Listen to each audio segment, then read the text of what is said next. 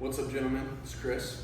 I'm back, and I want to talk to you about another story of my life that was truly a turning point for me, a very pivotal moment in raising my standards, getting in the right shape, and just overall becoming the man that I know that I could be.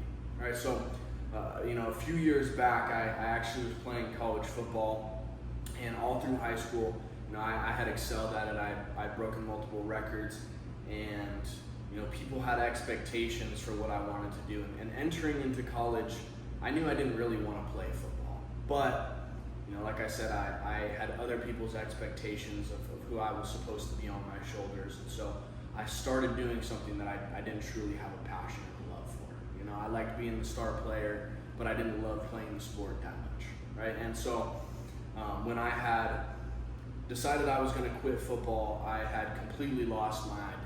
I no longer was Chris Weaver, the star football player. I was just Chris Weaver, right? And take note of the way that that's said, right? Because I felt like, I didn't inherently have value anymore, right? The thing that made me valuable was that I was a star, but when I no longer was that, it put me in a really, really low place, right? And that made me susceptible to go through what I inevitably did, right? So when I had come back from North Dakota, which is where I played, I went to go visit a friend, and I had met this girl when I was there, right?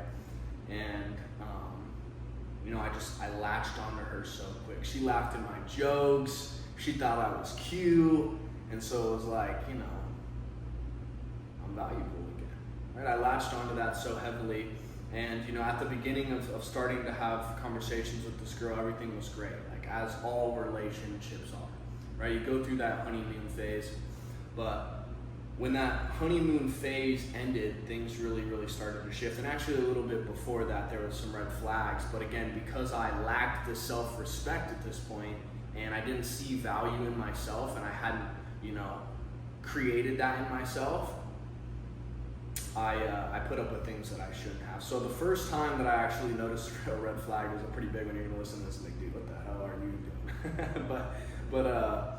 So we went and we had visited her family there from Minnesota. I was from Arizona, and so we went into her parents' house, and I met her parents for the first time, and her parents left, and they went off to do something, and I sat down on their living room couch. When I sat down on their living room couch, she was like, don't sit there. Well, what do you mean? It's a couch. Why would I not sit down on your couch? Right? And she looks at me and she goes, well, this guy that I used to talk to, when my parents would leave, we'd 69 on the couch right there, and his nut stain might still be there. What the hell? I mean, I was absolutely mind blown, right? I was just like, why would my girlfriend say something like that to me? Like, you would have to know better, you'd think, right? So I had told her in that moment, like, hey, I really don't like when you tell me things like that. Like, that makes me really uncomfortable. I don't like thinking about you in that way.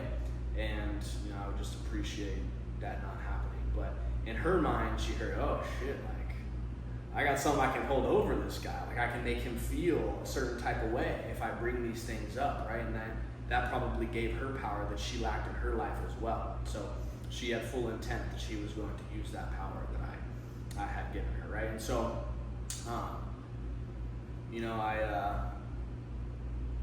like I said, just lacked a lot of self-respect, and so that started to become a recurring thing in our relationship, along with a lot of other things.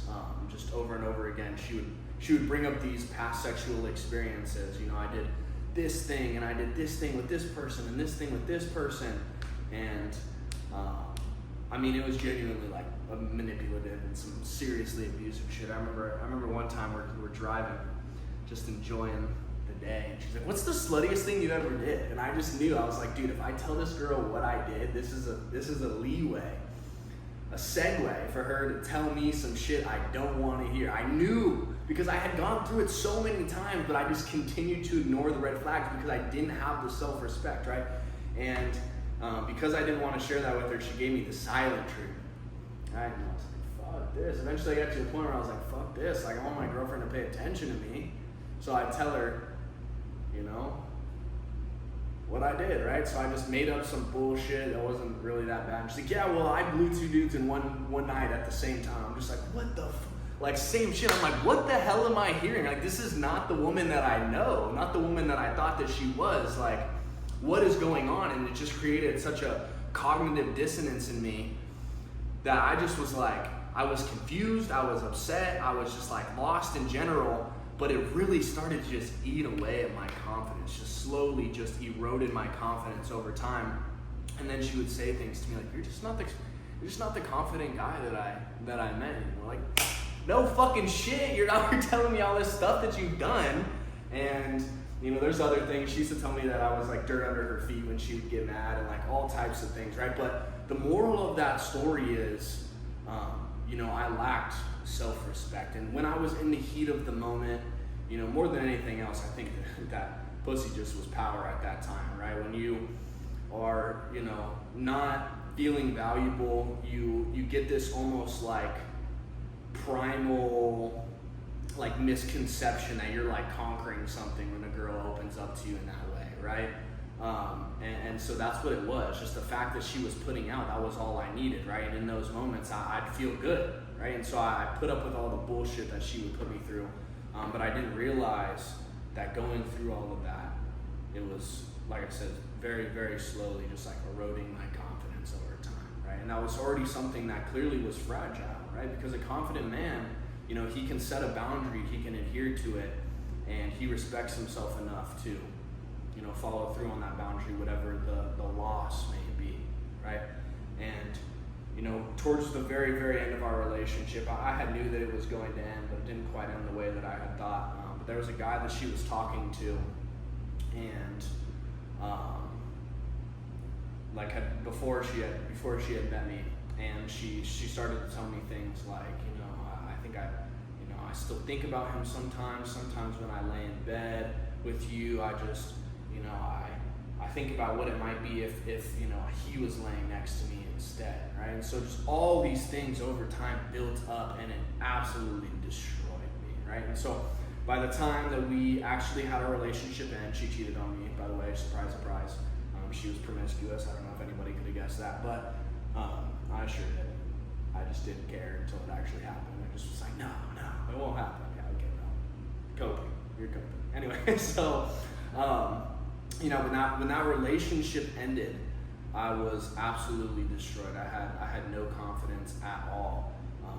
And, you know, I was dealing with it completely alone because I was so ashamed of how much I put up with. You know, just imagine talking to your boys and you're like, yeah, let me catch you up on the last 4 months. Like, I know you guys have met this girl. I never told you anything bad about her. In fact, I defended, you know, things because I had a friend who was like, I don't know, bro, like, you just don't seem like yourself anymore. Like, something's going on. And I was like, nah, bro, like, blah, blah, blah.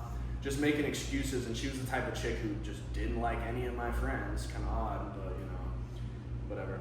And so, again, I had felt so much shame in that situation that I didn't tell anybody about it, and I didn't share anything with my parents, any of the things she would say or do, because I knew that they would be like, dude, what are you doing, bro? Like, you gotta end this relationship. And so, you know, I hid all that from them, and I continued to hide all of that from my friends and from my family for, you know, probably like 3 months, 4 months maybe after the breakup, and I just dealt with it alone, right? And that's, I think, something that a man naturally wants to do. Well, also it just was embarrassing in general, but kind of have mixed feelings about that, right? Because I think that it was not the healthiest thing for me to be closed off in that way, and I eventually did share it with the people that I was close to, which I think is good. I think that's a sign of growth, that, you know, you eventually can detach from that shame and from that guilt of what you've gone through, and, you know, you've grown past the pain enough that it doesn't really hurt so much to talk about. You know, but at the same time, like I said, it was very, very pivotal for me in that moment, because what I started to do was I started to wake up and like hate my life. Like, genuinely, I remember waking up one morning and I just, it's so funny how it's etched in my brain, but I sat up from my bed and I looked up in the corner where, you know, the corner of my blinds was, and I just remember the first thought as soon as I woke up and opened my eyes, the thought was like, man, I wish I did not wake up today, right? And not because I was suicidal, but because, you know, the day-to-day was so painful that I just would have rather slept. You know what I'm saying? And when that actually started to change was when I decided, like, I'm not gonna sit here and wallow anymore. Like, I have to do something about this, right? And so that fire in me began to burn, and I was like, I'm going to make a change. I'm going to build up, and I'm going to become somebody who's confident, who respects themselves, who a girl would never do this to again, right? And so that's when I really started training, like the absolute hardest that I had ever trained in the gym. I was working out 6 days a week. I was training twice a day some days, which I don't recommend, by the way, don't do that. I was just going into the gym and I was going absolutely crazy, right? And just working out so hard. But what was happening was I was fueling myself with the wrong type of fire, right? Because, behind the scenes, the reason why I was getting in such great shape and, doing these quote unquote like healthy habits, just self-improvement in general, is because I thought that one day this girl would see me and she would see the improvements that I made and she would regret all her decisions and she'd come and, get on her knees in front of me and,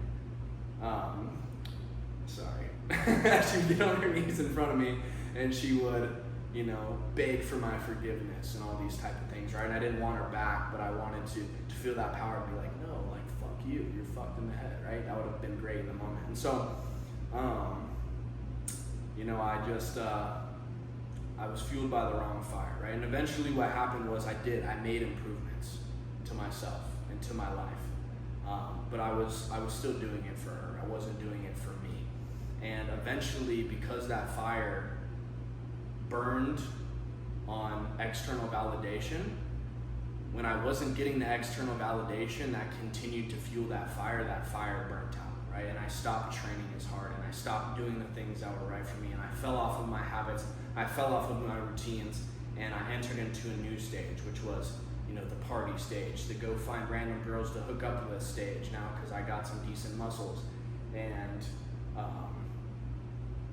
I just functioned so much off of external validation that I didn't see any real growth, right? Because your physique and your career and, whatever you do, it is an external manifestation of who you are on the inside, right? And on the inside, I was still shallow, right? I had been destroyed, but I hadn't really built myself back up. I was the house made of, straw? I don't know. The boy who cried wolf. You get it, bro. It's the wrong story. You get the point, though, right? I wasn't built on a solid foundation of actual self-respect and actual self-belief, right? And so, I didn't get to that point until even after I left college, where, I realized that, again, these things that I was pursuing was so shallow. I had such a high expectation for what my life, what I wanted it to look like, but I had such low standards for myself. It was like, go to the gym, train, don't even really eat that well, and, talk to girls. That was pretty much what my life consisted of, and it was just so shallow and it didn't serve me, right? And so, again, I'm kind of rambling on, but I didn't get to the point where I truly grew as an individual until I went within, right? And so, the way that started was I actually built out a real schedule for myself, right? I went on Google Calendar and I said, okay, what are my days going to look like? And I started to add true structure into my life, right? So if you're somebody, again, who's going through things that are hard, maybe it's a breakup, maybe you're still hooked on the vices, whatever it might be, you have to add structure to your life, right? Have a real morning routine that you actually follow along, right? Have a Google Calendar and a structure for what your day looks like, right?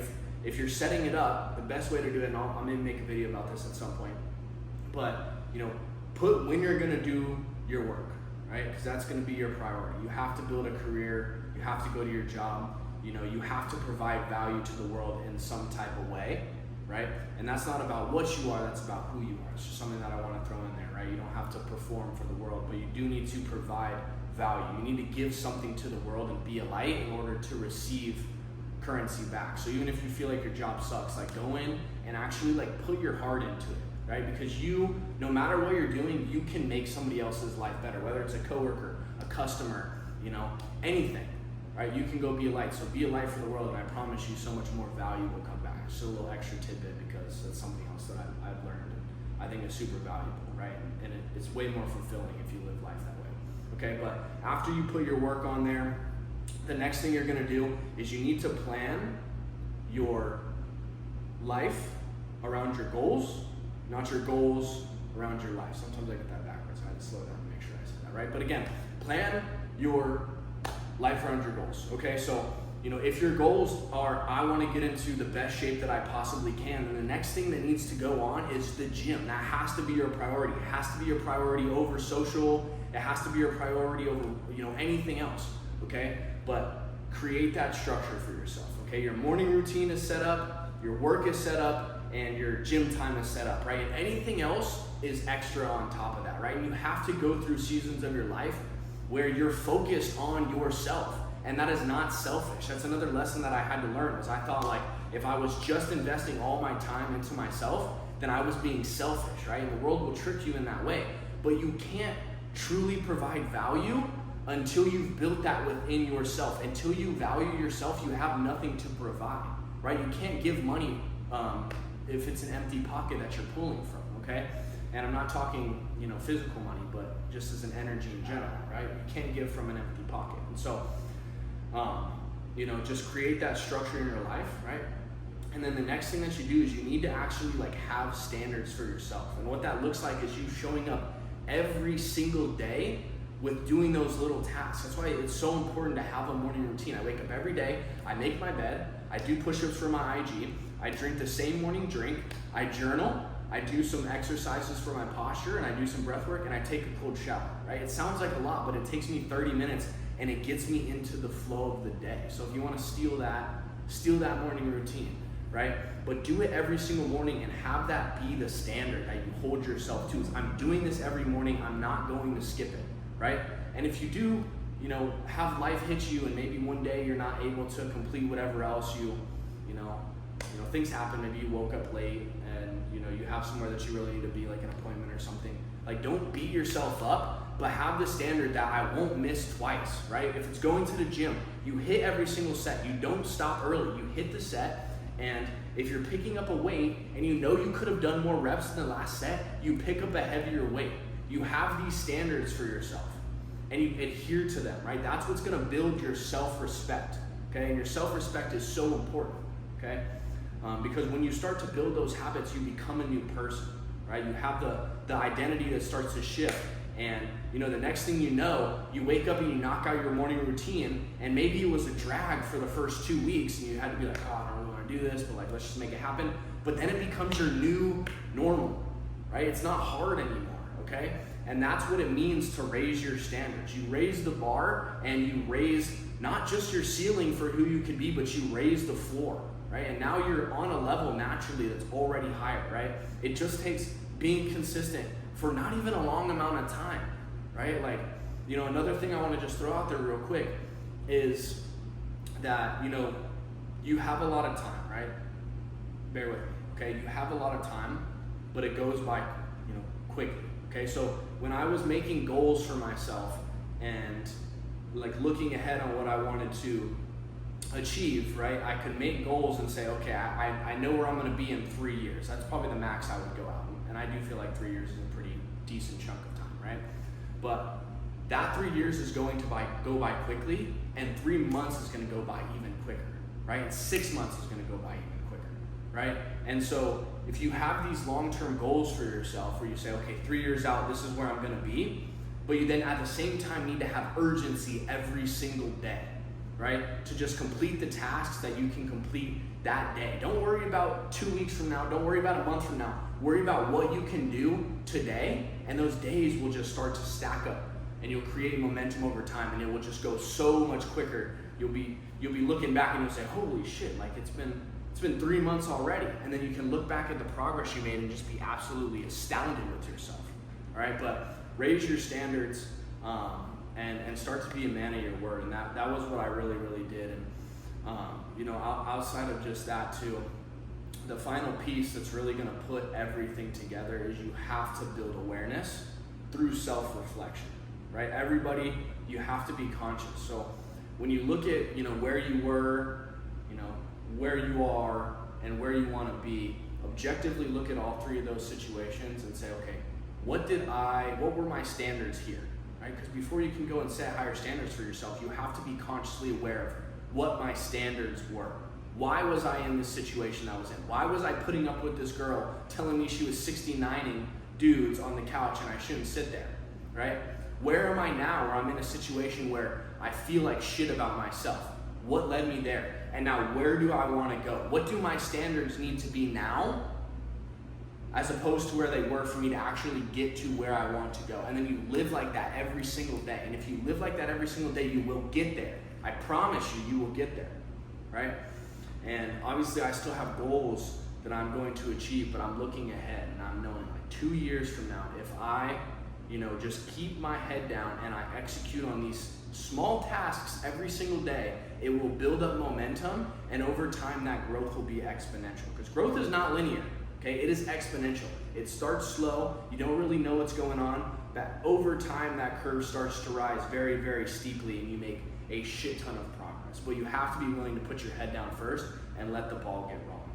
All right, so, if you felt like your life was destroyed, you can rebuild it and it will be better than it ever, was.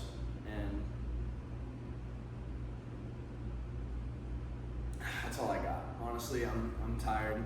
I'm drinking my watermelon lemon organic, but that is the message for the day, man. You're capable of so much more. So, like I said, if you feel like your life's been destroyed, man, from those ashes you can rise. Don't stop believing in yourself. No matter what you've been through. Like I just told you the story. Like I feel like anybody could look at that and be like, bro, you were down bad, and I was. But now I'm in a place where my life is fulfilling. Every single day I wake up because my standards for myself have risen. And when you rise and you have higher standards, you live a much higher level life. Let's just say it like that, right? Things actually naturally align for you. Blessings start to come in. Random shit starts to happen. You're just like, oh, that's sick. Like I had this dude randomly hit me up, that I had done work for like months ago. Not even months ago, probably like over a year ago. And he was like, hey, yeah, I just realized like I didn't pay you for this and this. And just send me a couple $100 for what he never paid me. Just random blessings, right? But that's what happens when you function at a higher frequency and a higher level and you hold yourself to those standards, right? So that's the message for the day. Probably have a couple more raw talks. So subscribe, follow me on Instagram, right? If you're trying to build your physique, you're trying to get in better shape, but you're just lost, you don't have structure in your life and you need some help, like just send me a DM on Instagram. Send me a DM and I can see what I can do to help you out. That's what I love to do. So yeah, take care.